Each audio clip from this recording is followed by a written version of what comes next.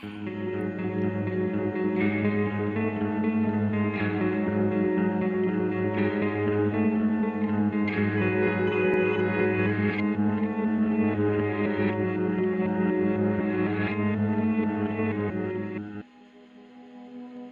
whatever happens tonight, I want you to remember one thing. You are not doing this for me. You are not doing this for you. Somewhere out there is an 8-year-old girl lying in bed dreaming of being a criminal. Let's do this for her. Hey guys, welcome back to Spooky Tuesday, a weekly podcast where we're breaking down all of our favorite slashers, thrillers, monster movies, and black comedies on the new scariest day of the week. I'm Sydney Thompson. I'm Monica Height. And I'm Chelsea Duff. Girl. Oh, it's my you, turn to Chelsea. introduce. I was like, Hello, on. Speak up. This is your whole shit. I don't know From why bottom to top, this is your shit. This is yours. This is maybe the most your shit pick yet, besides the host. Yeah, Chelsea. Yeah. This is my pick. I pulled the log line off of IMDb and put it in my notes earlier so I would be ready. And then I guess I got distracted. I was like, let me go back to reading IMDb trivia while these bitches are chatting. But this is my pick to introduce. It is a Fifth Tuesday this week. Hello, Fifth Tuesday. Nice to see you again. Missed you, girl. Come back every month. But she's special. She's not here all the time. She just comes for a visit here and there. And what it means for us here at Spooky Tuesday is that it's a bonus pick. We get to do a movie that's not strictly spooky. And this one is really not so spooky at all. Sometimes we still have themes, you know. Oh, there's a incredibly scary jump scare at one point in this movie. That's true. There are some cameos that will surprise and shock you. But overall, this is, I think, a very fun movie, a girl's girl movie, debatably at the very least. But I put it on the schedule for years and years and years. Because I don't know if you guys have heard about this really fun event that usually happens on the first Monday in May. What could it be?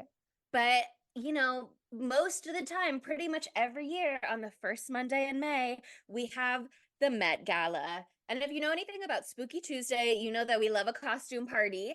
And so every year, Met Gala comes out, I'm here. I'm looking at the red carpet. I'm evaluating outfits. I'm going, who dressed for the party? Who didn't? Who's a waste of space on the red carpet? To theme? I get so mad when they don't stick to theme. What's the point? I know, and apparently, regularly. Yeah, apparently, bitches have been heated about this in the past. It's not technically a costume party. It's a party for the Costume Institute or whatever, but it's a costume party. So you bitches need to come to play. But because I love the Met Gala and I always want an excuse to talk about it, and I want an excuse to talk about it on this podcast and on social for a week and be celebrating and be excited, I looked at my calendar years and years ago and I said, I wonder if there's ever a Fifth Tuesday at the end of April so that it will end on the day of the Met Gala. And I found one in the year 2024, the deep future 2024. And I said, yoink, and I put Ocean's 8 on the calendar for that day, the Met Gala movie for girls. And the day has finally come, and I'm thrilled. I'm excited. I can't wait. I love Sandra Bullock, etc., etc., etc. So many wonderful, fun people in this movie. So I love looking at Sandra Bullock for almost 2 hours. I love looking at and there's a lot of really wonderful Blanchett candy in this film, and there's a lot of gay subtext in this film. And I'm also excited to have the conversation.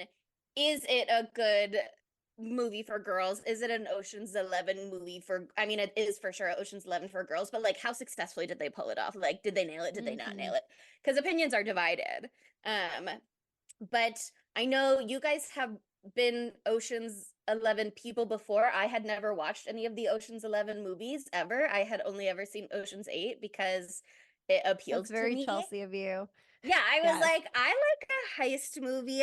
I like all these women This seems fun. Met Gala, love it. I don't really care about these boys stealing from casinos. That's not really for me. But I did go back and I watched Ocean's 11 to prepare for this episode because I was like, okay, I'll learn my lore. Let me get into it. But if you've never seen Ocean's 8, I will do the logline now before I really kick the conversation off because I know I've been chatting away, setting this up so far. But Ocean's 8, IMDb summary reads: Debbie Ocean gathers an all-female crew to attempt an impossible heist at New York City's annual Met Gala. So neither of you guys had seen this before, though, right? No, No. I've never seen it. I hadn't Oh my seen God, it. how did that escape your radar? That's my question. knew That's what I about wanna it. know. But it was knew just about not a it. I just priority didn't for see you? it.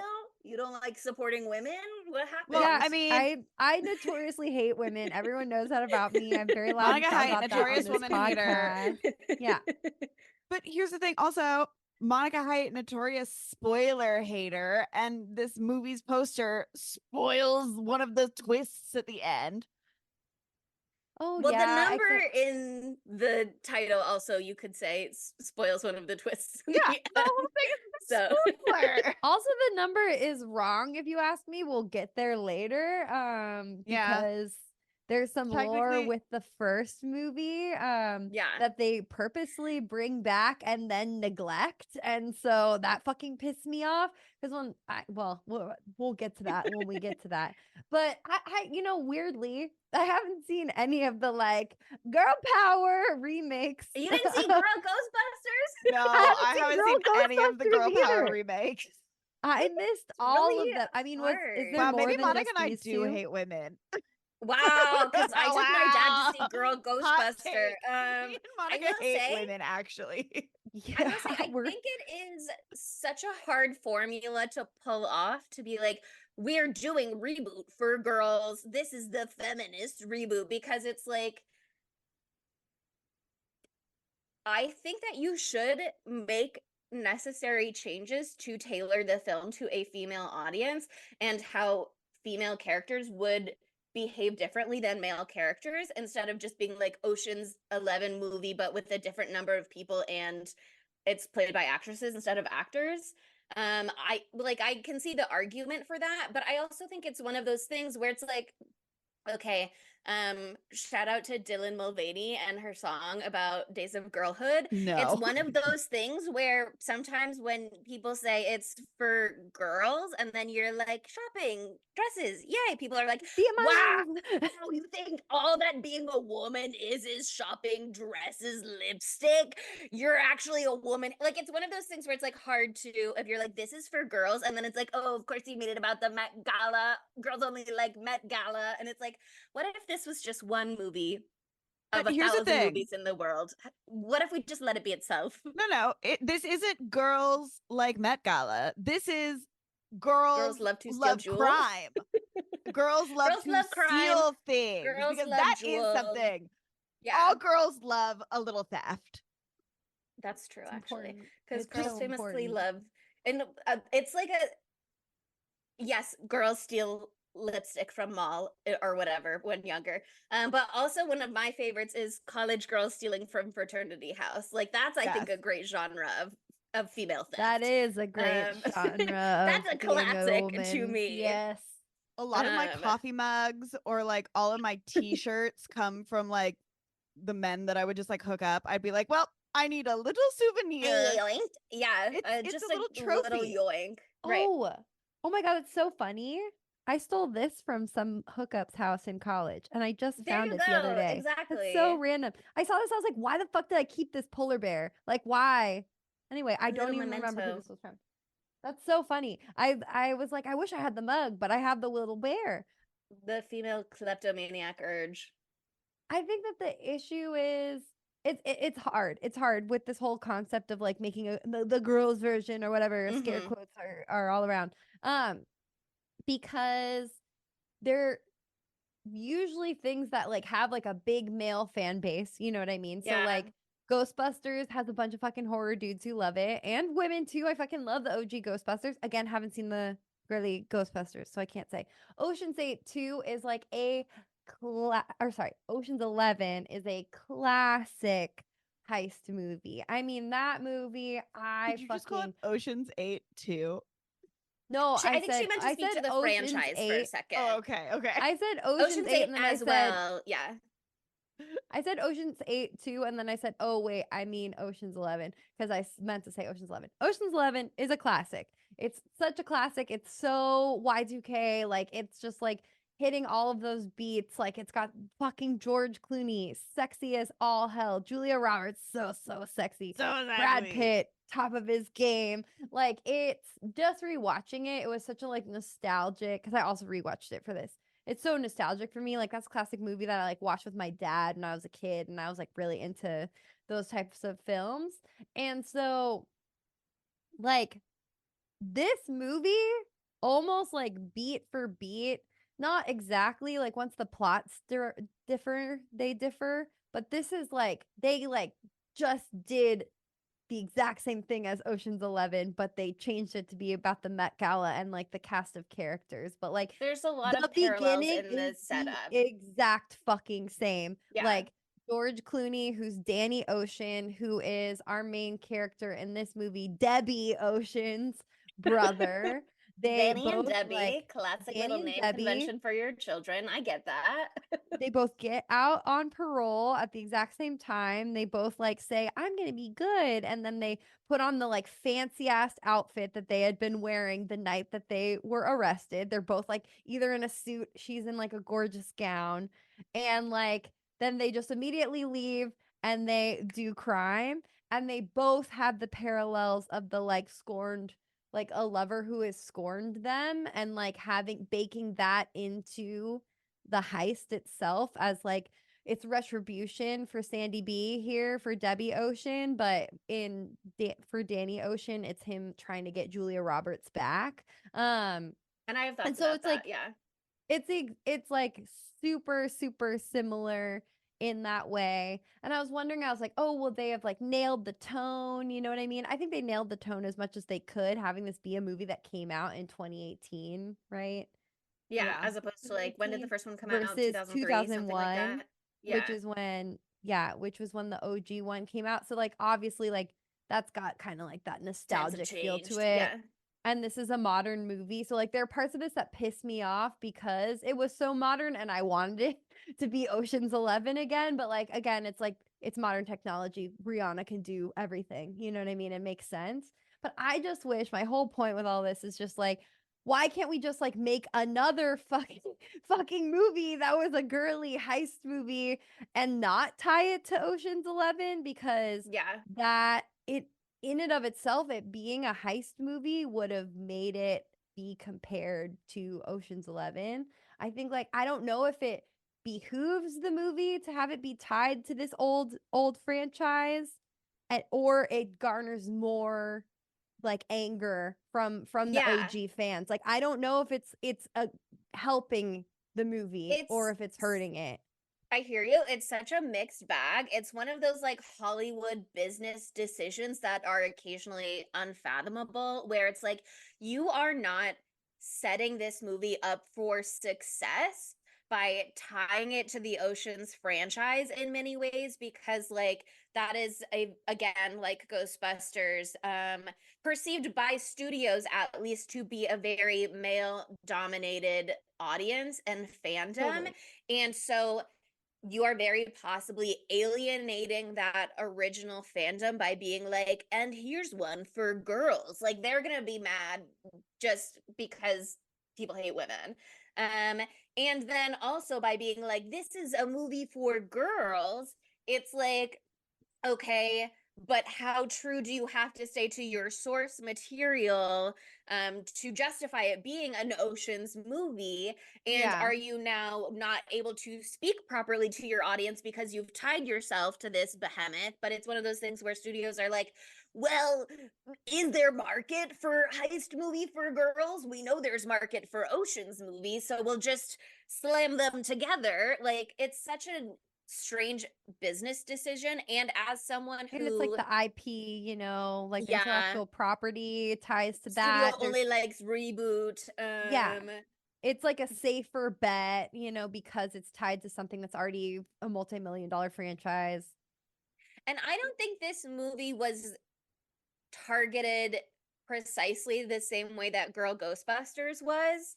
That movie was very much the subject of like an internet hate campaign and harassment. And I Yeah. don't really remember that being the case for this one. I think it was because, well, I don't know. I don't know why this one was like maybe more, except maybe this is like a less incel based It's a younger vibe. franchise, I I don't think. know. So there's That's only part of it been like probably too. 20 You haven't had years 40 at the years of ingrained yeah, there's only been attachment. 20 Yeah. years of time for people to get super into it. And like, Ocean's 11, I fucking love it so much. But it's a heist movie, you know what I mean? There's 1,000 million heist movies out Yeah. there. It's not the only one. It's not There's only reinventing one the genre. Ghostbusters. Ghostbusters is like, you can't, like, what I'm saying with this one, like, you can make any heist movie. People do all the time. Maybe it's not as popular as it used to be, but you can make another movie that's like girls Yeah. doing a heist. You can do it. Spring Breakers. Mm. Or Bling Ring, excuse me. But like, Bliggering, iconic. yeah, sorry, not Spring Breakers. I haven't seen either of them, but I know that they're our Oh. themes. Anyway, like you can't do that with Ghostbusters. You can't be like, these are just some women and they're fighting ghosts, you know what I Yeah. mean? With the like there's that would have to be tied to the brand. This like didn't necessarily, but I understand why they did it. I just like I wonder I would love to see another lady heist movie that wasn't like beat for beat copying another movie that was all dudes, just so like it could be its own thing. But that said, it is a great formula. It's a great formula, and I do think it works for this movie. Like I had a great time. Did have a great time. It just like Yeah. I don't know. I think this movie, I didn't crazy. I didn't love it the first time I watched it. I Scandal. know. I was like, I want more female friendship. You're giving me girl movie and you're not even giving me enough of the girls making friends with each other. And then I know I was so mad. I had to step back at some point and be like, okay, it didn't work out this way, but this movie was clearly set up to, like Ocean's 11, be the start of a trilogy. We're just now being introduced to these characters in a lot of ways. Yeah. They're setting up the a strong foundation for us to be able to do different things in the future. Now that I've seen Ocean's 11, I can see clearly a lot of parallels in the structure. And I think that is kind of an interesting device, both to tie it to the original franchise beyond just being like Danny's sister. Although I think that probably would have been in many ways good enough. But it is like an interesting commentary on parts of it, at least. Like, okay, the love interest thing in Ocean's 11, I do feel that like the social commentary of it being a man going after the one who got away. You could not have a woman going after the man who got away without people being like, isn't she better alone? Isn't she a stronger feminist if she's not chasing after a man? Isn't she weak if she's going after someone from her past who left her? Like, that would be gendered in such a different way. So it's really interesting to me that like the girl boss fantasy, because it is a girl boss movie, that's what it is. Yeah. The This girl was like boss, 2018 too. Like it's when was peak Sophia girl Amber Girl boss. boss. Yeah, This this is is peak girl boss era. girl boss century. Like Nasty Gal, let's go. Right. When did that show come out? Even. Oh God, I Probably forgot that right was around a the same show. time. Yeah. But I think it's so interesting to be like, the fantasy for men is to win back the perfect woman who left you behind and to show that she was wrong to do that. And for women, it's to get revenge on and prove you are better than the man who did you wrong. And then have a bunch of girlfriends. Be like, and actually, have a very I have sexy a lady lady slap him in the harem face. now, Yeah. and you're in prison. Me Yeah. and Kate Blanchett were going through a rough patch at the time. That's the only reason I ended up working with him in the first place. That's what she says, by the way. Like I word know. for word. Me and Lou were going through a rough patch. I think the man who wrote this movie, because it was written and directed by a man, although it's the same man who did Hunger Games, and so I do think he's very talented. And he did a good job. Would it be great for it was a woman? Yeah, but it was a man. But I think he probably in the text meant like we were having trouble with our shared business because we're business partners and our business is doing scams. But that's not what it no, was. Look at Kate it was- Blanchett in those I pantsuits. saw those two. I looked at them and I knew that they were lovers, whether Yep. or not they put labels on it or how they structure that relationship for themselves. They were going through a romantic rough patch, and that's how she ended up with that man, Claude Becker. That's how. That's the She only says it. reason. 100%. She says it. 100%. Confirmed. Yeah, I mean, I don't know. I feel like I'm glad this movie exists. You know what I mean? Like Mhm. the first time I watched it, could I pay attention? Not even for 1 second. So I had to watch it again. I think it's a grower. Yeah, I've yeah, watched yeah. it on I mean, cable like 5 times. It's the perfect movie that's on cable that you just put on while you're doing other shit. That Yeah, is it's true. like- it is a great background movie. Where It's you meant can, to be like- watched in the background with ads on while you're like just enjoying it and vibing. Well, here's the thing too, because we don't have cable like we used to anymore. This is a made for like cable rerun movie where it's like if you're like scrolling thing and you see it come on no matter like where it is in the movie, like you're Yeah. stopping and you're finishing the rest of it. Exactly. You're like, That's I don't need to strange. watch the beginning. I saw it in or theaters you're like, and I've I seen don't it need 4 to watch times the since then on end. cable. Yeah. I'm just gonna pop in. I'm gonna have a little time with my gal pals, and then I'm gonna I'm gonna pop go right to the back grocery out. store. It was interesting to watch Ocean's 11 though for research because I was like, I know some of this. Okay, big spoilers for the big twists in Ocean's 8. Although if you've ever watched an Ocean's movie, my understanding is that you should have known that there were twists coming because that's just the formula that they do. There's always heist A and secret heist B. of course. You got to have a double heist scenario. Otherwise, you're going what's to the get point of found a out. heist? Also, Classic. if you It's let like all we did a heist 11 on the audience people, too. if you let all 11 people know about the plan, like fucked inevitably up. somebody's gonna, peep something or someone's gonna get caught and something bad will happen. You have to keep part of it a secret, even from the team. It's That's the way it crucial. goes. You can Mhm. only have maybe your number one be involved. Maybe your number one. Because Kate Blanchett was involved every step of the way. They just don't tell the audience that until later. But there is that moment where you see her like buy the toy submarine at the store before you even know that that is like something that's Important. going to be relevant later on. But I had never seen any of the Ocean's movies, so I didn't know the formula also when I saw Ocean's 8. So it was kind of like when we did Annabelle Creation, and then at the end of Annabelle Creation, it like goes to the beginning of Annabelle, and it's at that other house. And it's like you see from outside the drama of what you know happens in the movie Annabelle. But as someone who had not seen Annabelle and had only watched Annabelle Creation, I was like, what's going on? What just happened?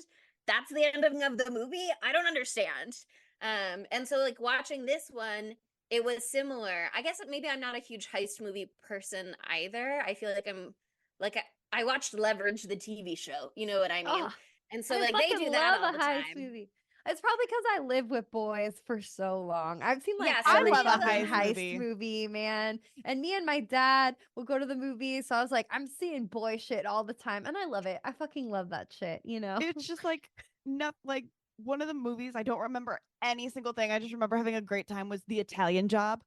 Oh, Like it's Great one of the one. reasons why I was like, I want a Mini Cooper, and I got one. well, there oh you my go. god! Congratulations. Just saying, like Girl boss win. heist movies are so fun. Yeah, but it's like Monica said, so many of them are like boy movies, and not that no like anybody can enjoy those, blah blah blah. No group is a monolith, etc. etc. Things aren't strictly for boys or for girls. Yeah. Sometimes a little bit they are. And I don't have interest in most boy movies. Not to say that there haven't been ones that I've liked, but it's not where I'm drawn to. And so it was not a formula that I knew. And so when they were like, secret heist within the movie with this random Did man your that we brain don't blow explain up? at all, it didn't blow up, but I was like, who's that guy? That's dumb. And then later Yeah, I it was found like out with an that it was old a friend. reference. Yeah. Yeah, they're I was like just with like, an you didn't old even It's a friend. clear reference, okay. Chelsea. It's a clear reference, but I didn't familiarize with myself with the source material before going to the theater. I just wanted to support women. Well, that's Women my supporting issue women. too, because it should be Ocean's 9. He did a lot of stuff. Well, Sorry, he did a lot of stuff. he did do for a lot that of heist. stuff, but Did he get any money? He was one of the 11 in Ocean's 11. he is one of the Ocean's 11, but I think they do that stuff in Ocean's 11 too, where they're like, here are the 11 guys in the group. And then they're like, also, we have Basher who's helping out and stuff like that. And so, like, they have their outside contractors, if you will, who contribute as well. So I think that's yeah, within totally. the rules. Or maybe I don't know. He I'm was looking at just him. doing Maybe he is a one of the 11.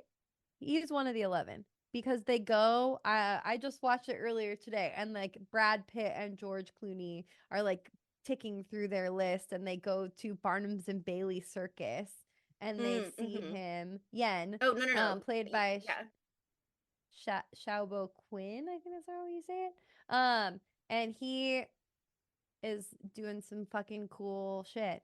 He's doing it's a fucked up scene, honestly. I think they're doing some racist shit right there. Anyway, but he's great. I love him. And yeah, he's definitely like in the tally. And then they were gonna have just Yeah, him I or was something. talking about Basher, played by Don Cheadle, but it looks like he is one of the 11. But now that I'm looking at the Wikipedia page, there's also Bruiser, who's the guy who's like fake beating him up the whole time. So like, yeah, that's just there's room. helper. And that was very much part of the con within the con. So like, I think that does kind of explicitly leave space for Yen to not be one of the 8. And like, Sarah Paulson does bring in her assistant or whatever to like get the machine that scans Totally. the I diamond. just think like amount of stuff done. Yeah. He gets literally all of those jewels. Like he literally gets like all the other second half of the jewels. So that's like a pretty big part of it. Like Basher's not Basher. Whoever the guy was who's beating up George, Bruiser is a like diversion kind of thing. But like I'm like, yeah, doing the damn thing. But you know, it's fine. Maybe he's still living off that money from his past experiences with the Ocean's family. And he's just like, I'll do this for Danny because Danny's a great guy and Debbie's a great girl. We love the Ocean family. We love the family. Yeah, and I did like that callback. And they also have other characters from the movie. Ruben in the very showed beginning. up. Yeah, Ruben's at the beginning, waiting by the grave. Maybe one other Matt Damon person was supposed to be there, but then he got cut. Yeah, he and got canceled. Saul was also gonna be there, and then he got cut. I don't know why Saul got cut, but Sydney is right. Matt Damon did possibly maybe a little bit get canceled. He said some questionable things about the Me Too movement, and so people was that it? Yeah. IMDb trivia was like people just assumed he supported Harvey Weinstein, therefore he got cut. There was I read like a Vanity Fair thing, and they were like, I'm not surprised that Matt Damon said something problematic. I'm not shocked. I love Matt Damon though. Like he's one of those actors that I'm just like, I know. I like Matt Damon in the 90s. The 90s and the 2000s, Matt Damon, I'm there. But since then, no idea what's been going on. Not a single clue. Didn't he Talented have Mr. Ripley, slay. Other than that, no idea. Wasn't he the one like a year or two ago who just discovered that you're not supposed to say the F slur? And his daughter was like, you can't say that. And he was like, oh, new information to me. I'm going to tell a magazine about this exchange. And it was like, Matt Damon, you could have kept it to yourself. You didn't have to tell anybody about that. But also he like told a story about this like they have a cat. I don't know. It's incredible. I love Matt Damon. I love him. Love him. He's an entertaining guy. He's got a good body of work, which almost included Ocean's 8, but alas, it did not. So Well, one of the things that pissed me off about this movie the first time I watched it was I was like, I feel like I'm not getting to know, like similar to what you were saying, I'm not Yeah. getting to know anybody. I'm seeing them for 5 seconds. Like I'm seeing Rihanna for 5 seconds. That's not She enough is saying seconds no for me. words. She literally Mhm. has like very few lines. Exactly. She's not there that often. Same with Aquafina, but sometimes I don't know how I feel about her. So didn't bother Sometimes me it's It's quite as like much. better maybe if we got she the doesn't appropriate talk. dose of Aquafina. Yeah. Yeah, she was very cute in this. Don't get me wrong. Just the right amount of Mindy Kaling for me. But we'll leave it at that. But I was like, oh, there's like This is gonna sound so fucking stupid. There wasn't enough character development in this heist movie for me. But then No, I I watched That's agree. because we're Ocean's women and 11. we want complicated Yeah. characters. That Well, was really honestly my main takeaway after I saw it. I was like, what women want from a movie is something that has like a little more heart, not just heist. And so if you're making a movie for women, why wouldn't you build that in more? But it is already a 2-hour movie. And I really did eventually comfort myself by being like, we're just being introduced to all of these characters. They did purposely leave space for an Ocean's 9 and Ocean's 10 if all goes well. Obviously we have not gotten those yet, I don't think that's but happening. I don't think Well, it's ever yeah. happening because now they're talking about Ocean's 14. They just skipped back to the boys once Well, Ocean's again. 11 Patriarchy is wins. it's the same formula though, you know what I mean? Yeah. Like you don't get to know any of those characters. Like it's all really really quick little bit funny parts, you know what I mean? And Hmm. so and also I think the frustrating thing is that there are more dudes, so there's 11 guys, right? And the whole thing, it's like supposed to be feminist. They're like, oh, they need 11 guys, we can do it with 8 women, which like I think is a slay concept, okay? But like it makes it more glaring that we're learning Yeah. fucking nothing about these people because there's only 8 of them, 7 for the vast majority of it, and you still like there's time, you know what I mean, but they don't take that time. But like that said, I do love the cast of characters. They're all really Yeah. fun and you do fall in love with them even though it's 5 seconds of getting to know you.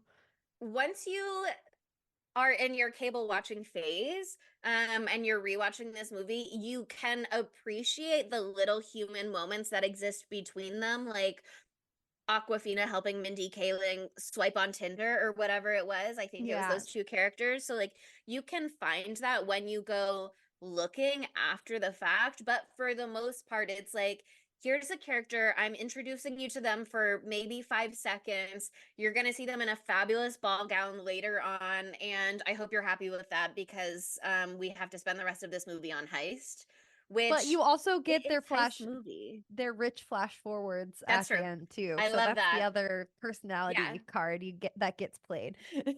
And I don't think they did that in Ocean's 11. So that's fun too, that they're like, and we'll give you a little more resolution than we usually do because you're invested in these women. Wait, were they planning to do Oceans 10, 12, 14, 16, 17? I don't Mm. know. For the girlies because like that kind of gives them their happy ending vibes. I Doesn't set think it up it for a was, sequel in the same way. There's yeah, room, but that kind of also closes the right. Because door a like little Ocean's more. 11 very specifically is setting itself up for a sequel. They've got like the cars following at the end. And so it's like the drama's not over. And they don't do this one, that in this one. And I think probably a big part of that is that it was in many ways the girl boss era of cinema in many ways was sort of an experiment of like, will women see movie? And Can women see? can women Do see women movie? like movie? And this movie made a lot of money. Like it had a $70 million budget or something like that, and it made like almost 300 million, I think. Oh, great. I wasn't sure if it was Yeah. successful or not. It was financially fair. Well, I guess I don't know what the marketing budget was, but yeah, it made like 297.7 million at the box office, and it had a $70 million budget to make the movie. Hmm. But it was positively received, not like rave reviews from critics, but like positively received from critics. But like when we get into the scores later, like audiences didn't necessarily respond the same way. And again, I think that is a lot of that like battling debate of like women movie for women has to be about fashion. That's sexist. And like, oh, you took men's movie and you made it about women. Wow, society hates men these days. Men are the new women of society. And like, you I know, love the whole argument God of like damn. men are the new women of society. Yeah, it's what's so wrong reverse about being a woman, sexism. men? I think it is like one of those things where it's really hard to please everyone when you set can't. yourself up with this framework specifically, because are you alienating the original Ocean's 11 fans? Are the women who were originally fans of Ocean's 11 gonna be annoyed that a version with Do they feel girls like has to be so feminine? like Are the are they people being who are really pandering here? to us, you Yeah. know? Like Are the people who are really here for a feminine film about the Met Gala gonna be annoyed about the lack of female friendships? And like not, you know what I mean? Like are there's the people so who are Chelsea going to be upset? it's one of those things where it's just like one movie can't be everything. No, it's And you hard. can only make one movie at a time. And so I think they kind of built themselves room to be like, this could be a trilogy if it all goes really well, but we don't know for sure that it will. So we don't want to leave people on a cliffhanger or anything that might be suggestive of a Yeah. cliffhanger, because there's no guarantee that anything will ever happen after this. Mhm. But wouldn't it be fun if it did? Was I think kind of the attitude. No, totally, totally. I mean, yeah, I think we've done a good job discussing the reasons why it's hard to be a girl boss movie in the 2010s. You know what I mean? Like it's really Mhm. hard to come up against all of that history. But like, I don't know, let's dive into like The movie itself. what it is for what it is, you know what I mean? Because like it is a lot of fun. And I think that stealing fucking shit from the Met Gala actually was like a great idea. Like feminists diving into it and what it means and is it too girly aside, it's cool that you got It to is like cool. kind of go inside of the Met Gala. You know, I've And always it wondered lets what's them it going have on in that there. like high wealth, glamour, luxury aspect that Ocean's 11 has of like being set in Vegas at a casino. They Yes. kind of are able to tap into that like lifestyle aspect of it in a fun way. And also what I thought was really fun about this one is like her original con right when she gets out of jail too, of like, okay, I'm released in this gorgeous beadwork dress and coat. Like, where do I go from here? What do I do? George Clooney I've got got picked up in the beginning of the $45. movie.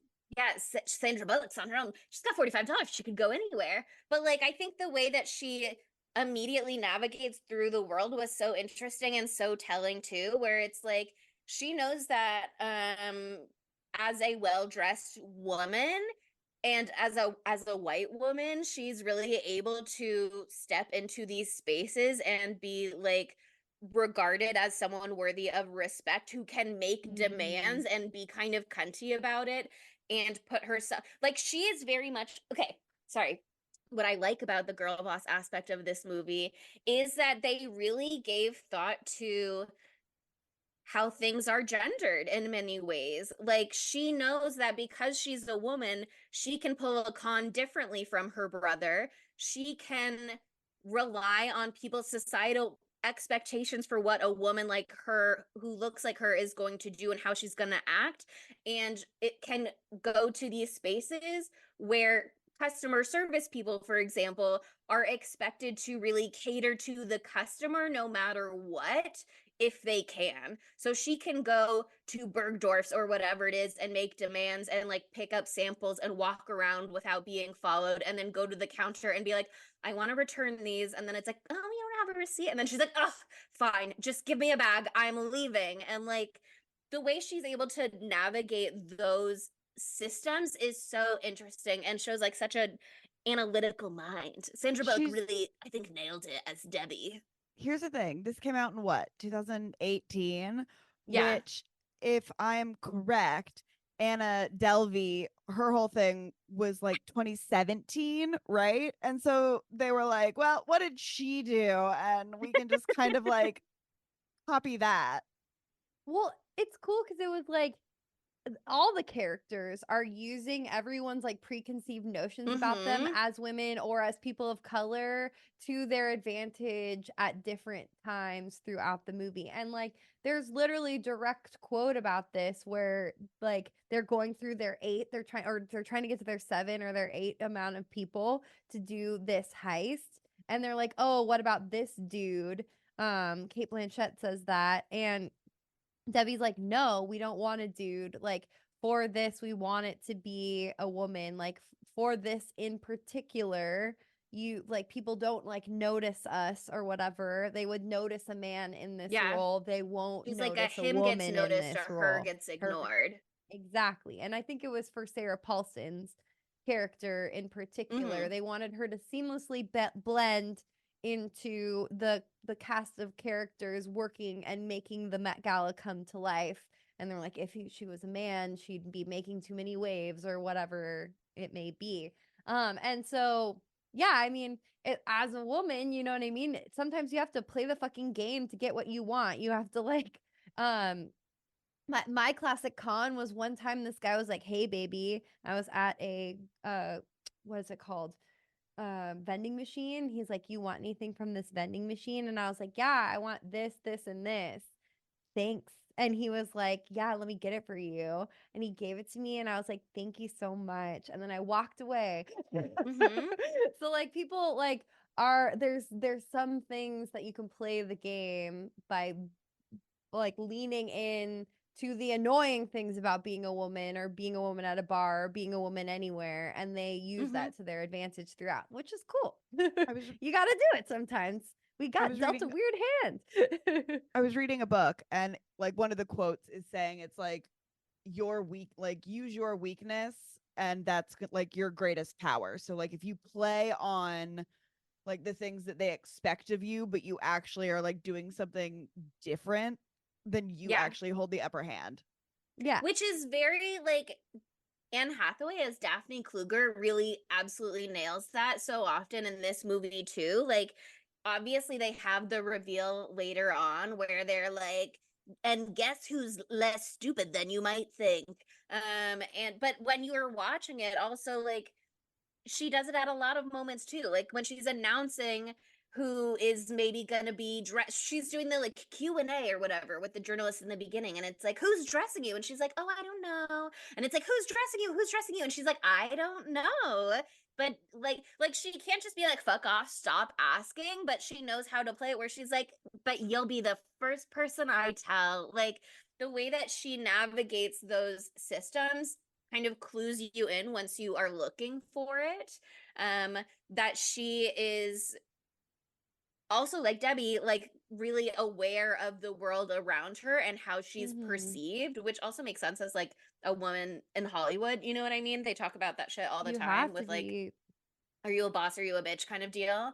And I don't know. I just think that is not something that they really do as much in Ocean's 11. Again, I've only seen that one. I haven't seen the whole franchise, so I don't know. But like in the beginning, Brad Pitt is like poker coach to the stars or whatever, which was fun. It was like Topher Grace was there, Barry Watson from Seventh Heaven was there, the guy from A Walk to Remember was there, Holly That Marie was Combs from Charmed, she crazy. was there, Joshua Jackson, he was there from Cursed. It was a fun little squad. But then they're like walking out of the club and all of the people outside are like, oh my God, Topher Grace, I'm so excited to see you. And it's like Brad Pitt is standing right there. And I know he's not Brad Pitt in this universe, but he still looks like Brad Pitt. Like you're telling me he's walking out with a bunch of celebs and he wouldn't also get mobbed by people who just assume he's a famous person? Like he doesn't Just because disappear he's into a crowd. ridiculously He's good Brad looking. Pitt.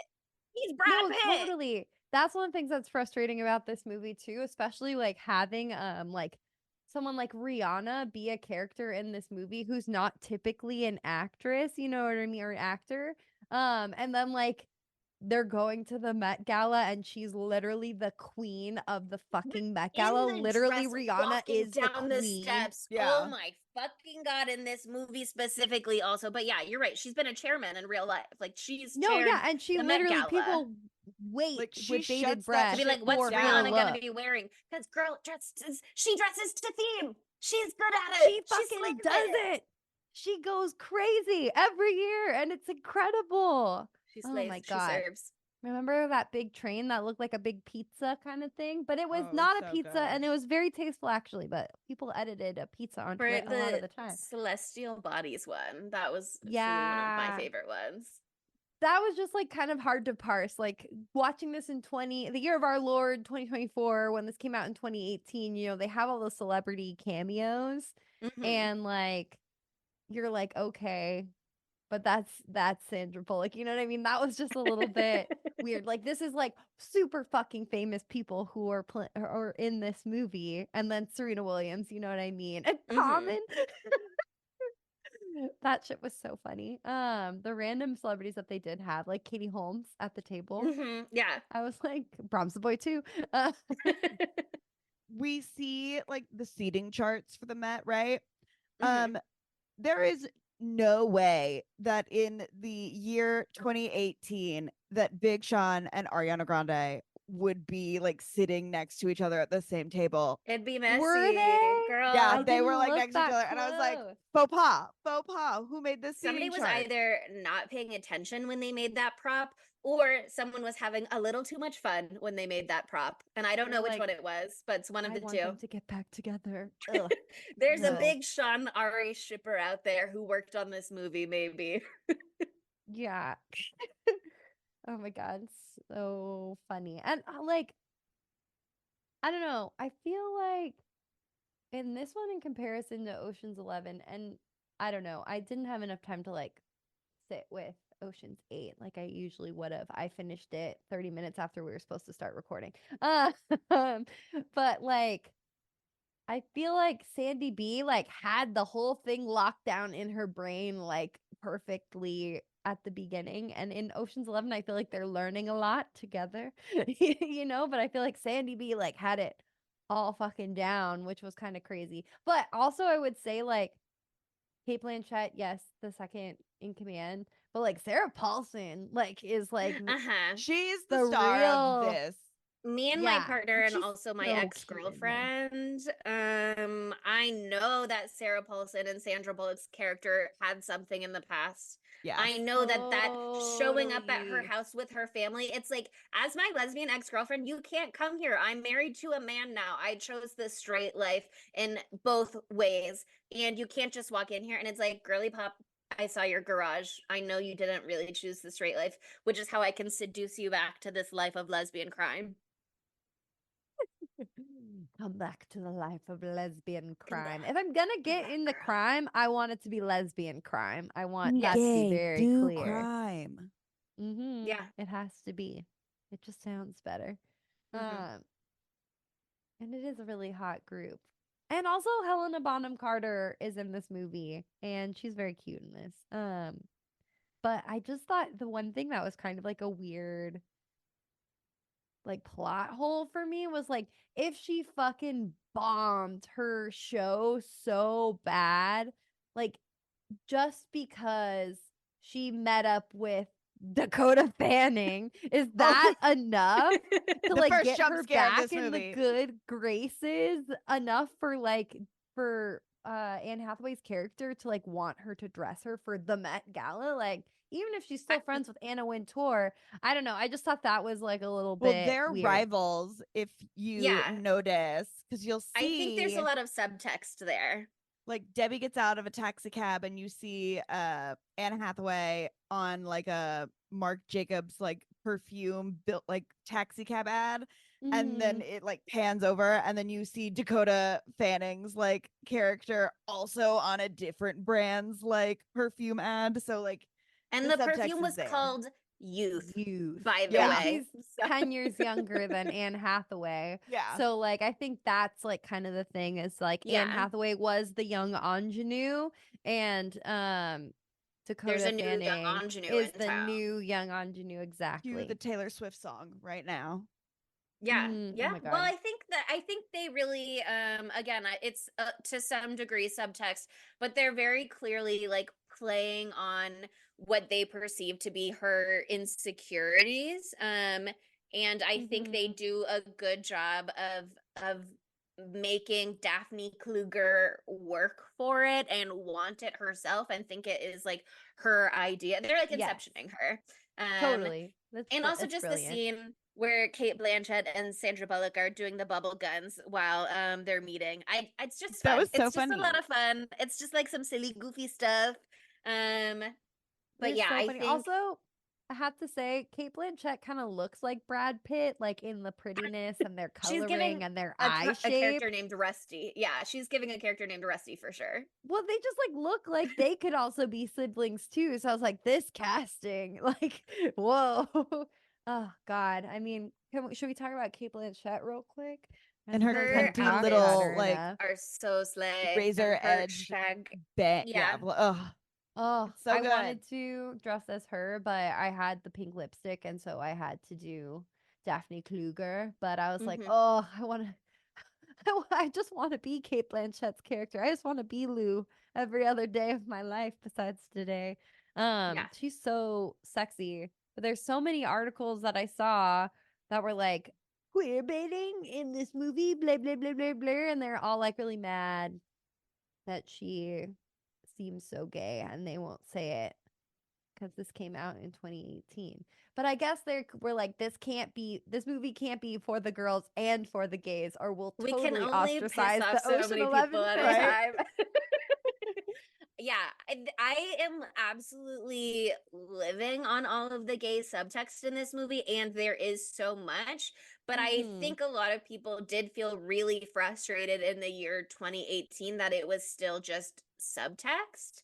Um, Especially with Lou and Debbie. Like, again, it is so easy to read them as romantic partners, even though Yeah. they like Lou Be rides gay, off into do the sunset by crime. herself at the end, but it's like it's so clear the way that they like work together and are familiar with each other and are like in each other's brains in a lot of ways, and the way they joke with each other. Like she gets out and Lou is like, I thought you just changed your number. Like they're cute together. They have space to be like, obviously my home is your home, baby. Like this is our home base. Let's set up.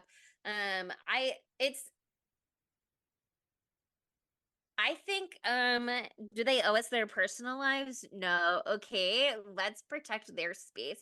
But no, I mean I think it's yeah. I think there's no winning because if it was text people would complain, and if it's subtext people complain, and if there was not even subtext then it would be A not as boring fun movie, for one. Yeah, and I boring. would hate it. Subtext is Boring so movie. fun. You got to make things Yeah. up for yourself. Use your imagination. Yeah, I think it is also one of those things where it's like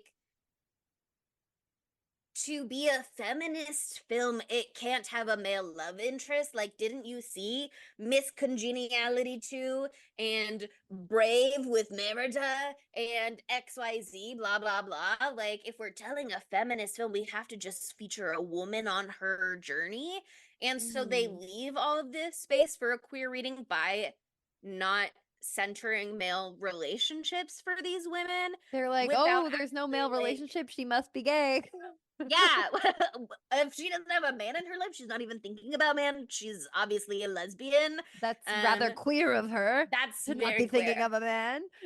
right? Which is like What do you mean she's not focused on a man completely? Actually she's focused on her career of her crime. career. Yeah, but it's kind of this dueling thing where like the opposite ends of the spectrum come to the same conclusion, which is like men are like, "Where's the man?" Obviously, she's a dyke, and then it's like the the the gay people are also like, "See, there's no man, so there's room for me to read her as a dyke." And I don't know how those factions do not get along. But I don't know. I think once you get used to this movie being what it is, it's really easy to embrace all of the elements about it that were originally complaints. Totally. And like for me and for us as Spooky Tuesday with a segmento called How Could This Movie Be Gayer? And we just like read gay subtext as our job, and that's like literally what we do. Like, for example, I was texting with Chelsea about a show that I won't say what it is, so I'm not spoiling it, but I was like, wow, these two characters that are both boys are being so gay right now. I'm like, this is crazy how gay this gay subtext is. It's so insanely gay. It's insane. And then they literally kissed. So yeah, it's 2024 and like the boys are kissing on screen now, but I'm so used to it just being subtext that Subtext. was like a shock of my fucking life. I also like not watched this show before, so it was like truly. Well, okay, again, But I no was like, spoilers, what? won't This say the couldn't show. be subtext, and it wasn't. But that show had like 5 to 6 seasons of it only being subtext and you just assuming these are straight man. And even though people ship them together, the show is never going to make either of them gay. And then they went, actually, after 7 years, okay, you can Actually, what if have, we did? we could have a boy kiss. It's not our fault. We're millennials.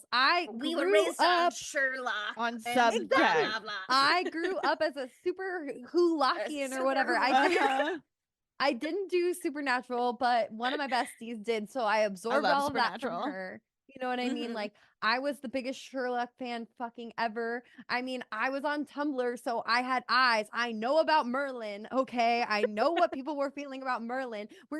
Everybody was so satiated just from the scraps that they were giving us. Yeah. Like, you can give me fucking scraps and I'll eat them up. And then Chelsea will turn them into a fan fiction where it happens for real. So, like, Okay, do you don't guys know even that need it to actually Jabuki happen. tweet? There's that Jabuki tweet that's like, what's up with characters in shows actually being gay now? What about a woman's right to choose which characters are gay? Gay. But that's the thing too, like when characters are actually like gay on screen now, it is a little jarring because you're like, where's my subtext? And then sometimes I it's was also so like, this was a now I jump have scare to that kiss. I evaluate. can't tell you enough. It's like, is this good queer representation? Like now we're getting into a new discourse. Yeah. So But also it's too, good. let's It's not obviously forget we good. did grow up with Harry Potter and all of the queer subtext that She Who Must Not Be Named hate. and but then she was in like, fact what? is No, all there girl, you left for the space. I don't know what to multiple tell you. characters. She made Dumbledore gay, so I don't understand what's going on with her, but we don't Yeah, have to I talk gave you about a that. crumb. Bitch. Isn't that enough? The old man who's gonna be in love with someone who's dead or in jail or whatever from 50 years ago. That's all the representation you need. Be happy with it. Right? Right? You should be satiated and like, Aren't yeah, you? at the time, Isn't that yeah, enough? we were. You're greedy. Yeah. But At I'm just the saying, time, we got we- Wolf Star out of that because even the actors thought that the subtext was clearly there, so that's how they acted. Well, actors love to bring a little gay subtext to their role. Also, they're thespians. Also- That's their bread and fucking butter. Butter. Baby. Listen, Also, everything like- is better with queer subtext. Sometimes actors just have really great chemistry. Exactly. And it can't be hidden, okay? That Like Tom Sandra Hardy Bullock quote and that Kate was like, Blanchett. Yes, to bring it back to the movie to we're bring talking it back. about. Okay, yeah. Let me go through some of my gay little notes. Like they're Oh, being like my please. partner constantly. So obviously that is lesbian off of the bat. They're talking about like, oh, she needs to do this for herself. She needs to do this because it's what she's good at. Like it's her self-esteem. She's recovering from a breakup. She's calling up her old flame to help her through this. They're getting back together. Feeding her off of her fork, that was very gay. And also they're like joking about being engaged, literally in that scene. They're joking about their romantic Oh, the wedding diamonds. engagement. Yeah. I don't have a Yes. diamond yet. Oh my God, Mhm. it's so much. Also just like some of the outfits. Like Kate Blanchett's whole wardrobe is so queer and it is making me more queer to see it. You know what I Yes. mean? Like I am looking at And her it feels in the good It to powder get blue gay. inspires suit, me. and I know that she's gay and I know that I'm gayer for having seen it. Every time a woman sees Kate Blanchett in a cunty little pant ensemble, a new lesbian is born. When she wears the coveralls to ride the motorcycle, when she's Anytime like on she's her on the getaway. motorcycle. Oh my God. The fact that her name is Lou. Lou, Yeah. she's choosing a gender neutral name. okay. She's Yeah, so I hot. mean, Rihanna with her locks blowing smoke rings, like there is so much in there that is Nine Ball also just seems very queer. Of Nine all of the Ball. balls, Okay, that's a non-binary ass stereotype kind right? of name. Like Yeah. I love it for you, by the way. Embrace it, girl. I love it for you. Oh, non-binary queen. Yes, but there's so much that they are doing that it's hard to imagine that they weren't catering towards lesbians at least a little bit. You know what I mean? All the women are so beautiful in a not male gaze way exactly. Like, I mean, I'm sure some of that was like for feminist reasons or whatever. They're like, we don't want the long pan body shot of Anne Hathaway's curves or whatever. Like, we don't need that. But just like Anne Hathaway breathing heavily with her like flushed chest, like that is enough. Her like stroking her neck slightly. Like, I don't know. I just feel like these actresses knew that they were making a movie for girls and that it was still gonna be a sexy movie for girls. Like, I don't know. They're It's like, we're it's a gonna very commit sexy crimes movie. and be sexy. It is the duality of woman. Anne Hathaway Seriously. in this movie with the pink lipstick, pink dress, titties out. Like, Worst hairstyle ever, though. This took I'm me not 1 looking Yeah. at her second. hair. You said that, and I was like, I don't even know what her hair looks like in this movie. That is not information that I stored away because that is not where my She's eyes going to are the Met Gala. They got to think about everything. I'm sorry. I come from a fit perspective, a fully thought out fit perspective. And I was just like, the ponytail looks half-assed. If they're going to give her an updo, at least something cuter than that. Anyway, she still looked gorgeous. She in this movie makes me go like cartoon wolf humana humana awooga awooga style Anne howling at the Hathaway in screen. like Like, all the movies that she does. I don't well, know I had why. beef with her before.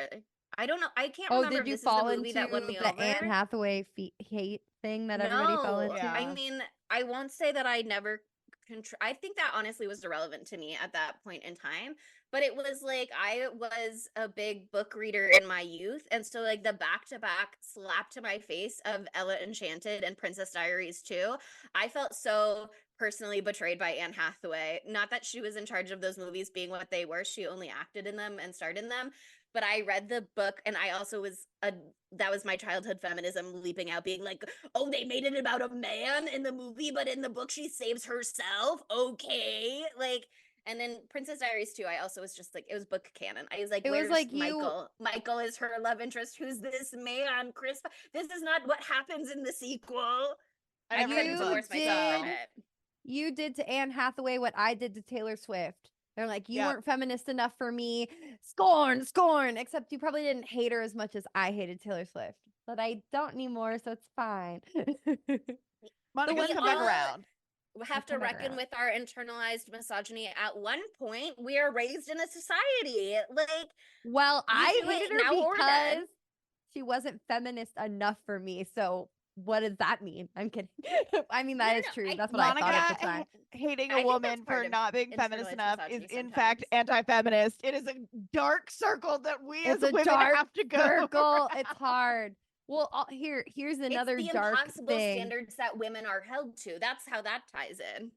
No, totally. And the other thing I have to say is that Anne Hathaway is like so incredibly beyond sexy in this. Like she's so hot and Oh my it's so God. amazing. Anne Oh But Hathaway my is then, so God. and sexy this was in fucking everything. this was so many years ago. This was in 2018. And you know how everyone's saying, like, how is she even hotter now? Like, confirmed, she is hotter now. Like, how is Yeah. she doing it? Like, literally confirmed. Like, I watched this and I was like, she looks so sexy. And then I looked at her, like, most recent, like, cycle with everything has going on right now. And I was like, oh my God, her 40s are her era. She's like, Yeah. really? It's happening for her. She's in her era, which is also a feminist slay because they try to tell us that women are only valuable in our youths.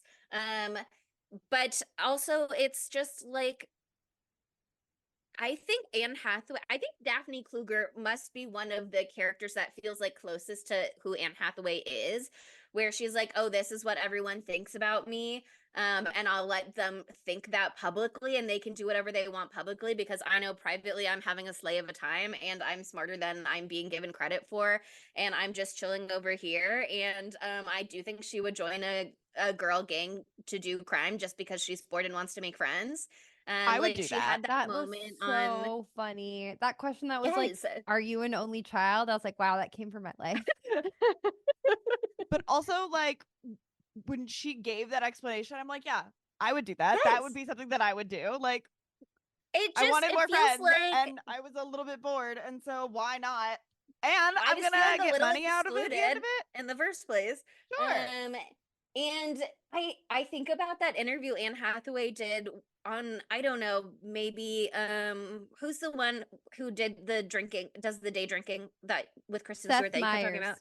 Seth Meyers. I think it was maybe on Seth Meyers or but it could have been one of the Jimmys where they were like, "What's your favorite rom-com?" And she's like, "Oh, Gone Girl." And then the audience was like, because they're like, that's not rom-com. She clearly doesn't understand movie. And it's like, no, she's actually doing her own thing and she's having a fun slay time and she's amusing herself.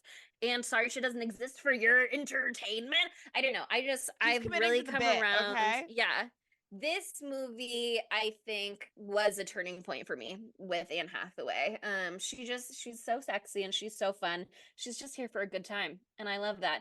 And I also love that when she does come back after the plot twist and joins the group, they do that thing where they do like play against her a little bit because instead of being like, oh, sorry, we poisoned you, they're just immediately like, and you did so good barfing in the bathroom. Let's all clap for the actress. Let's clap for the actress, you guys. Let's give her a little round of applause. And then she's like, okay, all right. Thank You didn't even you. say sorry, but you are forgiven. I think they're having a lot of fun on this movie. Yeah. They are. It's just a hoot. It's a hoot. Like yeah, it's deep because it can go so deep because we're talking about women and feminism and we live in a society where everything's pretty shitty. But like take that away for a second. I had a hoot and a half. Mm-hmm. It was so cool. It was so fun. It was silly. I laughed. I thought that they did great once they were in the Met Gala. They were doing all their business, and I was like, "Oh, I didn't know that." Like what they do is like go through the museum and have special exhibits. I had no idea what happens in the Met Gala. I was like, I had no They idea. only show us red carpet, and then the rest is secret for rich people. Yeah, Yeah. It's like, is this what Illuminati happens? meetings after the red carpet. So The sorry. red carpet ends, and I turn the TV off, and then I go watch 911. Maybe I don't know, a great Like- show that maybe people would enjoy. Just like taking notes, like what do they do in there? They have soup. Okay, that's what the They're celebrities not are doing. allowed to take They selfie, but eat they take soup. selfie in the bathroom. That's what's going on in there. That's like, I mean, that's enough just to think of like every celebrity you've ever known sitting at the same table, like Katie Holmes Schmoozing. schmoozing with Daphne Kluger. Wow, can you imagine? Fast friends, those two, I'm sure. Yeah, I mean, I think it just they're having a lot of fun making this movie, and I'm having a lot of fun watching this movie, and I like the like female adaptations that they're doing a lot of the time. Like, okay, part of it was a technological update from the year 2001 to the year 2018, but like the hacking aspect of it, we don't have to sneak into the server room and plug something in that is like hardware at this point. We have phishing emails now, and I can go That on your was so Facebook and funny. stalk you and see that you love Wheaton's the dog, and I can craft little Wheaton newsletter and website for you that's I like, cute loved dog. that part. please That was so click." funny. Yeah, and it's so like it does feel both like a good modern adaptation of what that plot device is, and also a well gendered moment of a woman being like, okay, there are psychological ways to approach this. We don't have to just brute force the system. Yeah. How do I get this to come to me? And I thought that was a really, really fun, interesting way to do it. But you want to know what was not fun about this movie? Oh, tell me. James Corden. Yeah, boo! He is playing an absolute asshole, though. So it's a little bit like you're almost like, well, if he had to play any role, I guess that's the one. He's the insurance guy. I was just like confused because I was like, I why? was so Like, upset when he showed knows. up. I had no idea he was in this, and I was like, He came out in "Ah!" the other cameo we discussed earlier. There's some these are the fucking jump scares that Sydney was talking about. This is what makes it a horror movie. Like, oh god, yeah, the earlier cameo really scared me too, but I won't go into that in more detail. But like this, he's just so irksome to me. I feel so bad, you know. I would feel bad that like everyone hates him so much, but he's like a total fucking dick. You know what I mean? Yeah, he's Like he allegedly brought like a it very not nice upon person. himself. Yeah. Also, it concerns me that him and Harry Styles are like really good friends. Harry, I know, like, what does it say about Harry? that's I Yeah. stay up at night Harry pondering that. Styles Quite frankly, would wear every outfit that Lou wears in this movie. yes, actually, So true. Well, Just while I we're on mean- the topic of Harry Styles. to defend Harry Styles really quickly, I'm sure that like fucking James Corden like kisses his ass so deep, Oh, you know sure. what I mean? That like Still. he's not seeing the mean he sides knows of the him, rumors you know? though. He's Yeah, heard that's them. Yeah, if he's paying There's attention. rumors about everyone in Hollywood. A star can only go by their own experiences, Sydney. Yes. James Corden would never be like that to me. I As know Harry- him in real life, and as I he am Harry is sweetheart. He's so kind when we do the street crossing musical. I don't know. I don't know if they did that together. But yeah, I thought that part was fun, but I was also like annoyed that Debbie like went to him and was I was like Yeah. annoyed when I first watched it that like they knew Debbie was there and like that wasn't like a big problem. But George Clooney does the exact same thing. Danny Ocean does the exact same thing in Ocean's 11. Like he goes and is seen and is is barred from going into the oh my god, what's it called? Casino at all because he showed up, you know what I mean? So also that was for the same reason too. They had to be there, one, to move the plot along, but two, to do that one little last fuck you to whoever they were trying to screw over as like the sub heist of the heist, which because they both have that emotional They need to have aspect. the fuck you subplot. They need to have an explicit alibi that rules them out completely from being a suspect, because if anyone, they're so notorious that if anyone got wind of a scam like this being pulled off, even if they weren't there, they would be under suspicion. And even if they were there but behind the scenes, the chances that they might be caught in some way on something in the background of a bathroom selfie, whatever it is, at the Met Gala. The Met Gala is like so under surveillance that like there's sure to be something if she's at all hands-on and it's her fucking scheme, so she's not staying at home. The way that they like play into that, I think, is done really well and interesting. And like I like that for her, that comes through later in the movie, and she like really leans into this German alter ego while she's there. And it was so perfect the way that she did it with Heidi Klum on the red carpet too, because it's like she bumps into her, but then they speak in German so that anybody watching, all the people on the red carpet, the journalists are like, oh, this is someone who's having a friendly conversation with Heidi Klum. This is somebody that Heidi Klum knows, but they're speaking another language, so they can't hear that it is just like, oh, I like your dress. Like, oh, have a nice time tonight. So I don't know. I thought it was like very clever the way that they set up a lot of these elements. Totally. And it was fun too, because it was like, even though I said it was annoying because how Rihanna could like do so much through hacking, it is realistic. Like they were like, it's gonna take us 12 days to move the camera enough to give you the 9 feet of space that Aquafina needs to sneak in and steal the shit and blah blah blah blah blah. So like they did give us enough detail where I wasn't just like hacker saves the world and don't ask any questions. Like it makes sense. It is a little less tactile than I would like because you know, we grew up before this started happening, so I was like, it's too easy. But I mean, there's so many things that they had to do. It wasn't easy at all.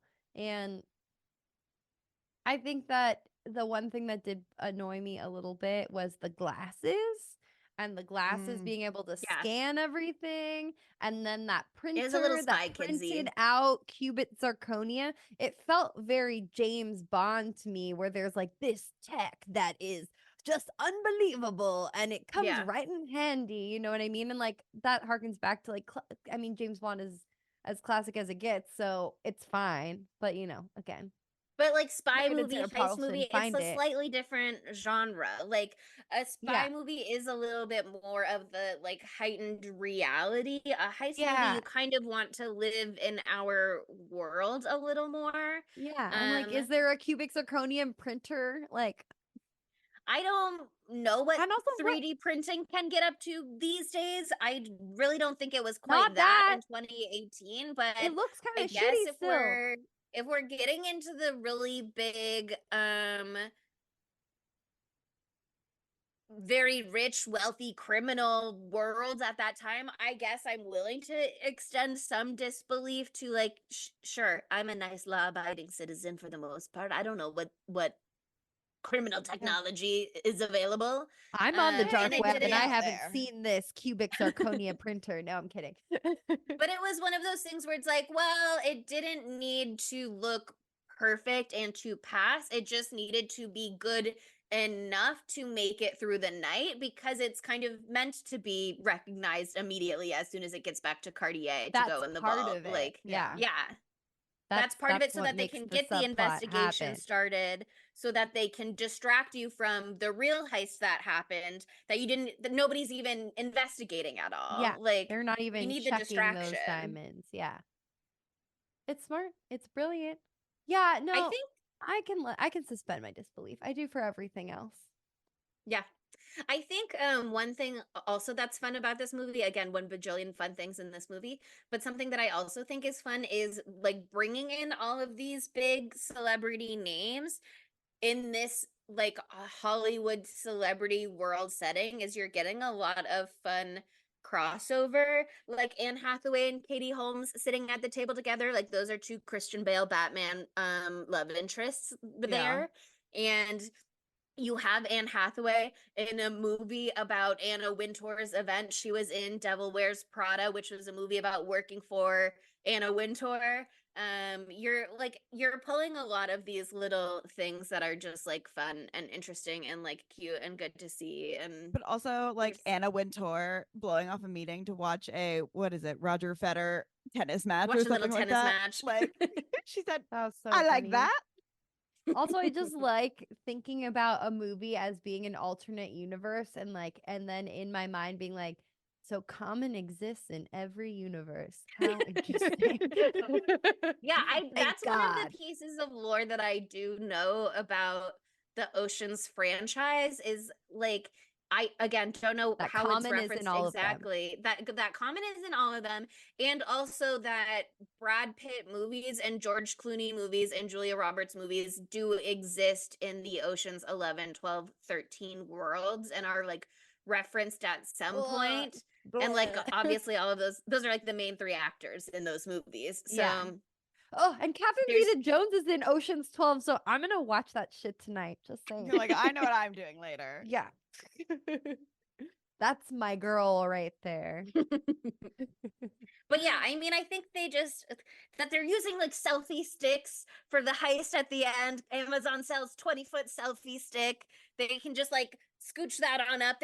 They can use modern technology without it having to be like a modern tech savvy blah blah blah. Like we can go back to the era of I just put picture in front of camera. Right. They're They use a combination of the OG tactics and the Mhm. newfangled shit that Rihanna knows about. Yeah, and like I don't know, I don't remember exactly what this note is about, but the women utilizing their ability to be a Karen. Yeah, that's Sandra Bullock again when she's in her German character at the Met Gala being like, "What do you mean you're trying to tell me I can't go in this area?" Or like, "This is the girls' room." Like they're so able to play on the societal expectations of them. Yeah. in a way that enables them to do their jobs that men just don't have to figure into their scheming a lot of the time, or their like Mhm. every single social interaction, the way that women often are called to do just by virtue of the Yeah. way that the world works is like, how am I being perceived right now? How can I cater to the way that I need to be perceived? Like, it's such a game that is hard to not be playing. And these criminal women are very, very good at it. Mhm. They really are. It's fun. It's fun too. And also, I mean, we've talked about it a lot, but that moment when they all get their little jewelry and they walk down the stair in their sexy dress And was just like really Rihanna in the cool. Oh, it red And looks so good. gown. I was glad that everybody had their Serving time body. to be super sexy. You know what I mean? Hmm. They said Every- Kate Blanchett has worn enough incredible outfits. We're not going to give her a gown. We're going to put her in a coverall on a motorcycle. But don't worry, when she meets up with her wife, Sandra Bullock, she will be in full sequin pantsuit. it's a She's like, swear. I put my sexy outfit on for my girl. I had to meet up with my girl. I had to match her energy. I love it. I love it And then they're so just much. like hanging out eating pizza. You know what like, I don't know. There are small moments of like, oh, Daphne walks in, she's like, hi Daph, welcome to the team. Let's not all high five at once. Oh, like they're just hanging out and chilling. Um Also, I do love when she slaps Claude Becker. I Oh think yeah, that Claude was Becker That great. gets part what was he deserves. so hot. Yeah. She's so Mhm. funny. She's She's like, do you want to play a game? And then she's like, it's like niches all of a sudden. I was like, whoa. I think like I was not like as super enamored with Anne Hathaway in this movie because like at the beginning, her character's kind of like annoying caricature of like an insecure actress or whatever. Mhm. Um, and like I was like, oh, was this during the era when everyone hated her? I had that thought. I'm so sorry. And I was like, I get it, I guess. This is kind of annoying. But then she like like cinches it so well in the second act of this movie that I was like, everything I've ever said was a lie and I was stupid and I was dumb then. And I hate the old me because like And she I is so badass in the second half of this movie. And I love her in her little like tag at the end too. Like we have that moment where Aquafina is going to Sandra Bullock and being like, "Can I get a Metro card? I'm skateboarding in from Queens," or whatever she says. Yeah. And Sandra Bullock is like, "I don't have one to give to you. I have $20 I can give you." And then she's like, "Guess what? When we get the money, I'll get everybody a Metro card." And then they Oh end on the yeah. subway. Like they bring it. It's That's like, so funny. "Here we I go, didn't even think Queens." about that. I didn't think about that until this fifth viewing. And then I was like, oh yeah, the Metro card. She got them all their Metro cards. They're on the subway. Because the subway was And it, such a part of the marketing and branding and the posters and blah, blah, blah, that it was like, what do you mean this is the only moment that it's relevant and that's not a major part of the heist? Like that felt with that marketing setup, like very strange and kind of a letdown. But if you are not going in expecting that to be an element, it is then like a fun little tag for the Metro card moment and is I like a missed fun way to all have of that them. marketing. Oh my God, I was constant. It was everywhere. It was like the reveal of the 8 women in Ocean's 8. Oh, and it was like through the Ooh, subway doors or something. yeah, Windows. it was like the trailer and it was like they each had their own like posters, I feel like, and it was like Oh. the slow reveal of the cast of this highly anticipated Ocean's 11 for Girls movie. There's a lot Huge. of marketing build up for this film, which I think is again part of that thing where it's like you can't really set it up for success because now there's all of these other elements that you're bringing to the occasion. Instead of letting this be a movie that speaks for itself, you're assigning all of these different tasks for it to complete that it can't possibly complete.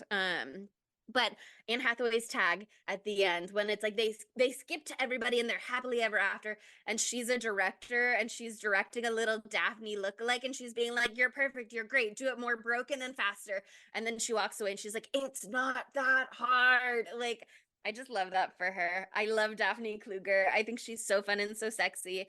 And Anne Hathaway, I apologize. I would love an apology for you for Ella Enchanted specifically. If you ever feel so inclined, don't worry about it now. I'm able to embrace that movie for what it is. I just separate it from the book.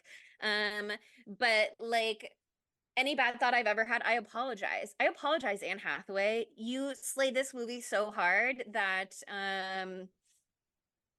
it changed hearts and minds everywhere. It really did. Wow. That's the big takeaway here. Anne Hathaway. Anne Hathaway. Is it time for our segments? I'm ready for Segmentos? segments.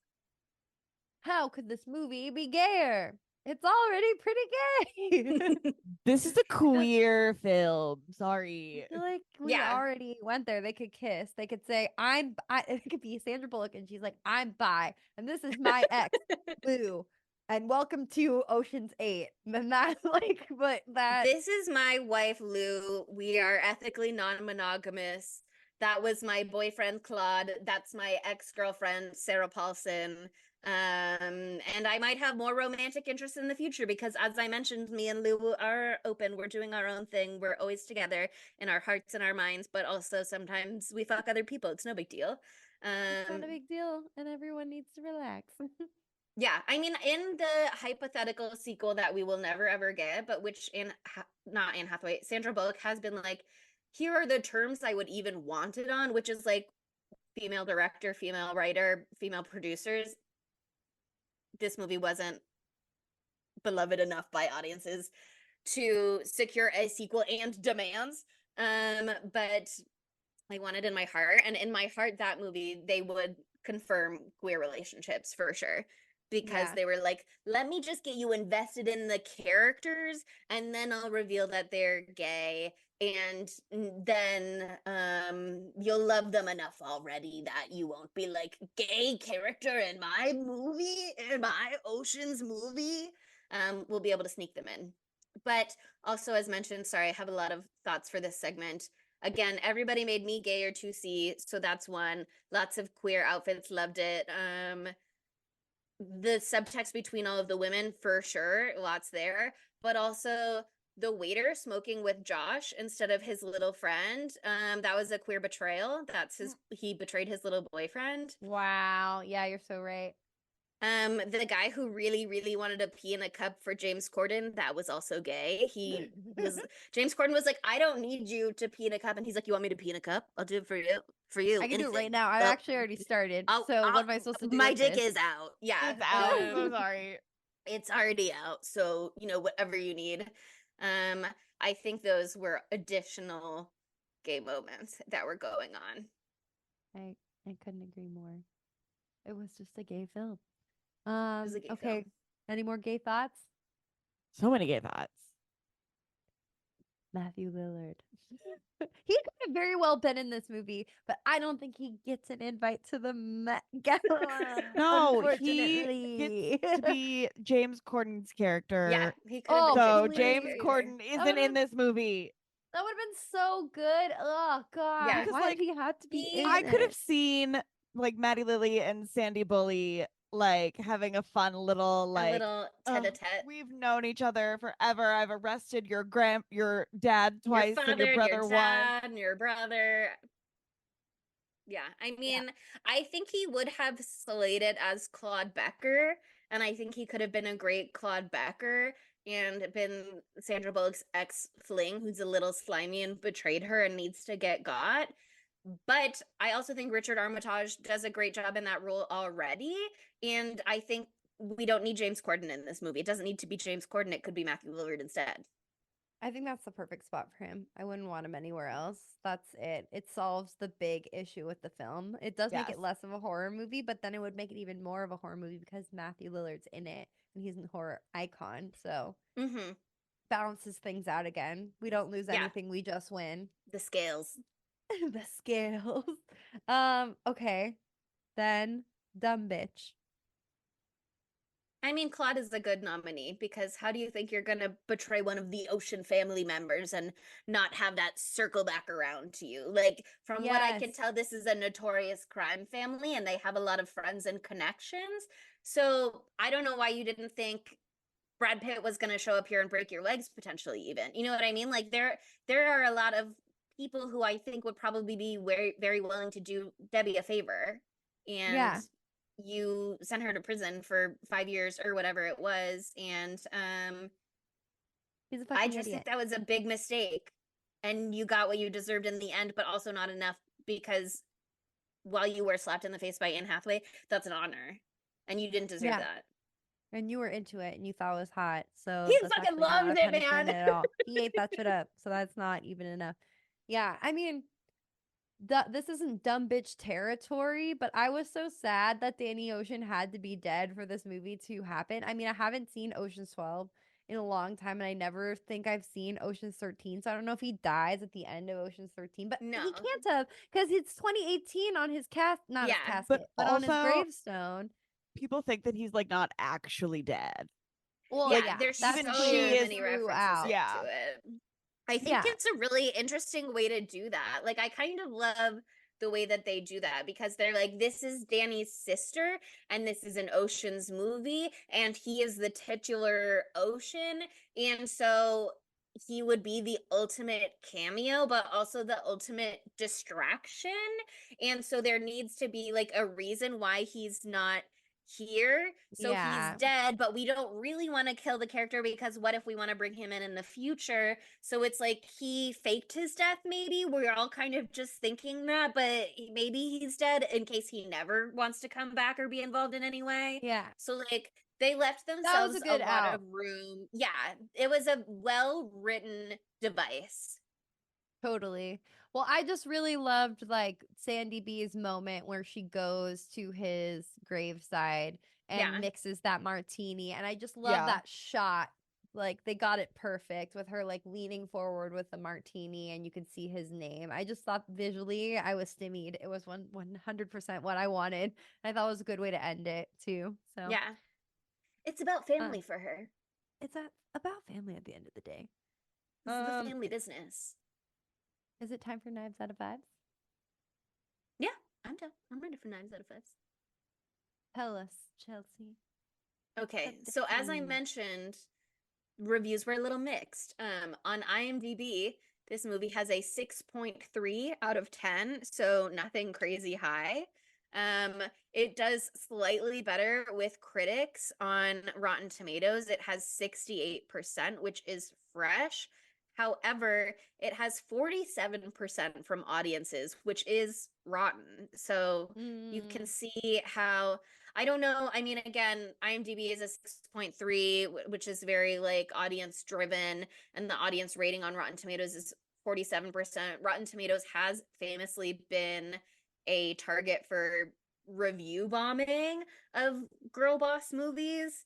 So I don't know if that played a role at all, or again, if it is just the issue of the impossible expectations that are set on a film like this. But they did win a Kids' Choice Award nomination, at least. So I guess For not win. Best They were Heist. nominated. Yeah, they were nominated. Rihanna was nominated Favorite Movie Actress for this in 2019. It got 3 People's Choice Awards nominations. It got Favorite Ooh. Action Movie, Favorite Female Movie Star for Anne Hathaway, and Favorite Female Movie Star for Sandra Bullock. Again, didn't win any of them. But it was also nominated for 2 Teen Choice Awards for Sandra Bullock and Choice Summer Movie. So, you know, it did get some acclaim Nice. at the very least. The people embraced the film. The populace said, we're here to have fun. We're down to clown.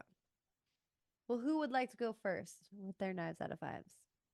I'll go first. I think you can probably guess what I'll give the film. But like I said, it was kind of a grower for me. Like it wasn't, I didn't love, I saw it in theaters because I support women, but I didn't, I was let down. I was one of those things where, again, it couldn't possibly have hit every point that I wanted it to in the moment. I think a lot of what I wanted is there and does exist. You just kind of have to meet it halfway. And so over time, I was able to completely embrace it. And again, it's just one of those perfect movies that you can put on TV. It's great for the whole family, at least my whole family, because mommy is here for Met Gala fashion. My dad is here for heist movie and Ocean's 11 references. We're bringing a lot of elements here to be a little bit for everybody. And we're also just having fun, and everybody's very, very, very, very sexy. So for me, sexy. it's a Five Knives movie. I wouldn't recommend seeing it if you haven't seen any Ocean's movies, because again, I think a lot of it you won't get at first. But also, this is the only time I've watched it after seeing an Ocean's movie. So all the other 4 times I watched it after seeing in theaters, once I was like, oh, at least I know what this is now, it's like, whatever, I'm having fun.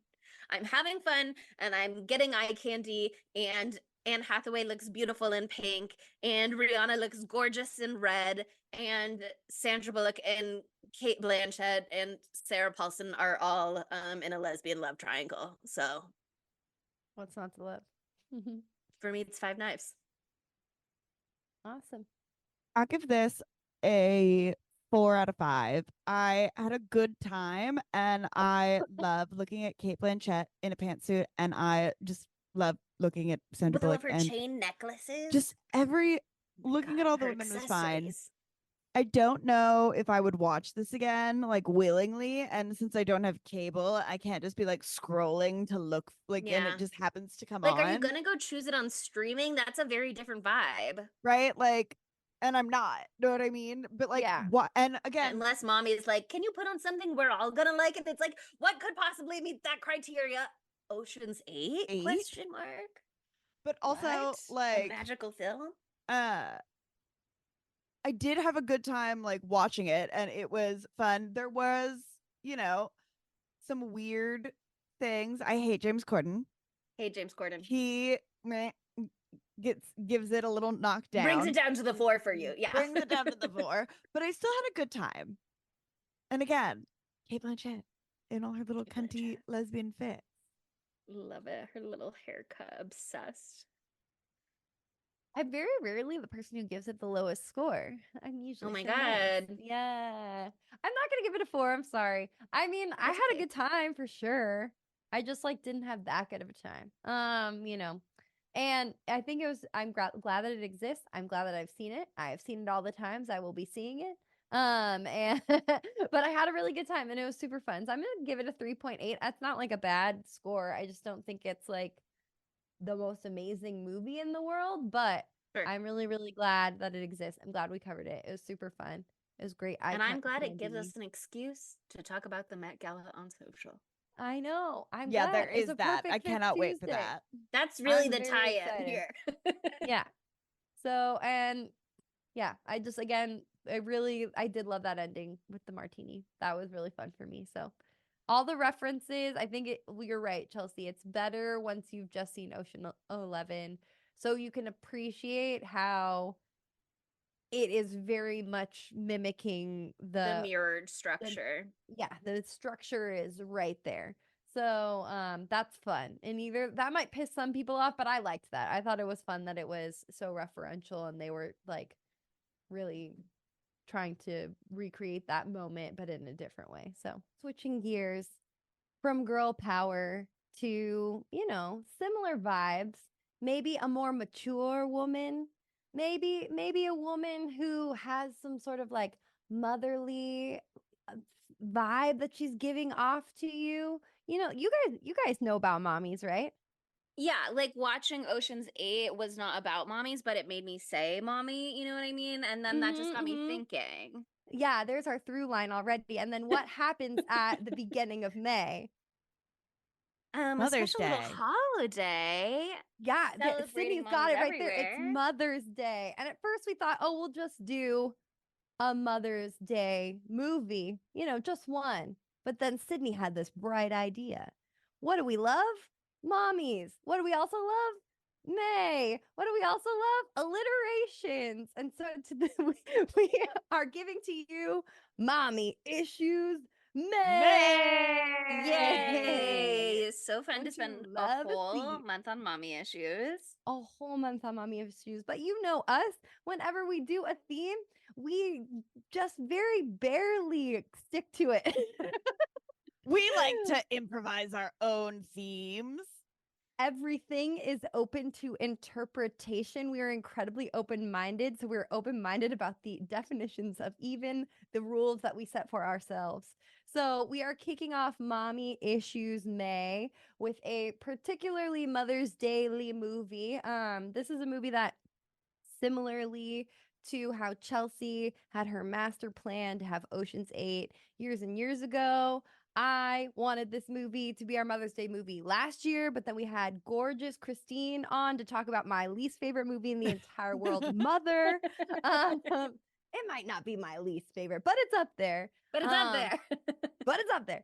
But I really am excited to introduce you to a film that has an American adaptation, and you shouldn't watch it.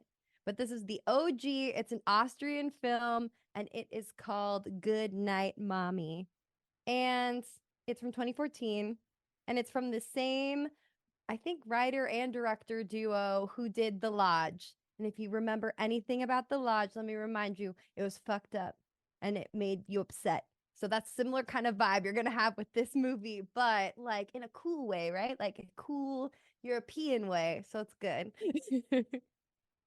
So yeah, we're excited to kick off Mother's Day the right way, the wrong way. Yay! Happy Everybody Mother's loves Day. mommy Celebrate issues. Mommy issues. It's gonna make you really excited to go to brunch with your mom, or alternatively, not go to brunch with your mom. So yeah, there you might go. cancel. And just after you see your mom and you're like, God, that was intense, then it will continue for the whole rest of the month with us. So, Mommy We're Issues here to hold you May. through it. We've got We'll you. hold you tight, so tight. But what's our poll question for this one? For Ocean's 8? Are you going to be paying attention to the Met Gala? Are you excited for this year's theme? What Is this Carly year's Kloss theme? looking camp right in the eye? I don't even That'll know what the never theme not is be this funny. I'm year. sorry. She flopped it so hard. Yeah, that is one of my complaints about this movie, is that they could have done a themed Met Gala, and that would have also been really fun. But there's a lot going on. Well, they There's a lot did. going No, they on. did. Well, yeah, the theme was like the royal, Queen's jewels. yeah, Oh, like yeah, royalty, yeah. which is Yeah. why you saw all the But little they- like Right. page Nobody was boys wearing laid like up on the side. royal, although the Edwardian reference hiring Rosevale. Okay, I talked myself back into it. 5 knives. Okay, we'll do some sort of Met Gala themed poll question. But you know, don't you love us? Don't you want to say it out loud for everyone to hear? Proclaim yourself. Don't you want us? That's so interesting, because I thought for sure you were gonna go say it out loud. Loud. That's the vibes I was going for, but I like what Sydney brought to the table too. So you could amalgamate those two things, put those two things together. Say it out loud. Don't you know that I want you, baby? Don't. I don't know. Do better than me. Don't Your you job. want to say it out loud? And a 5-star review on Apple Podcasts or Spotify or Audible. And why not follow us on social media? We're at spooky_Tuesday on everything pretty much except for Facebook and Tumblr, where we are at Spooky Tuesday Pod. And we are on YouTube looking gorgeous. Chelsea is dressed for the gala herself. I am dressed as Daphne Kluger pretty accurately. And Sydney is wearing a Screen Actors Guild shirt. And ain't that the theme? It is, okay? We slayed and we look hot like usual. So you can only find out about that if you subscribe to our YouTube channel. So consider it. And at the end of the day, I have to say thank you for listening, and I'll see you next Tuesday. Bye, Spookies. Why are you doing this? I don't have that many close female friendships, and book clubs are the worst, so I just thought, this could be something fun to share. You're becoming a criminal because you're lonely. Who isn't sometimes, right? Were you an only child? Spooky Tuesday was created by Monica Haidt, Sydney Thompson, and Chelsea Duff, and edited by Sydney Thompson. Our gorgeously spooky tunes are all thanks to Tamra Simons, who you can follow on Instagram at great18_. That's GR818_. And our podcast art is by Ryan Brom, who you can find on Instagram at Ryan Brom Art. That's Ryan, R-Y-A-N, Brom, B-R-O-M-M, Art, A-R-T. Learn more about Spooky Tuesday at spookytuesdaypod.tumblr.com.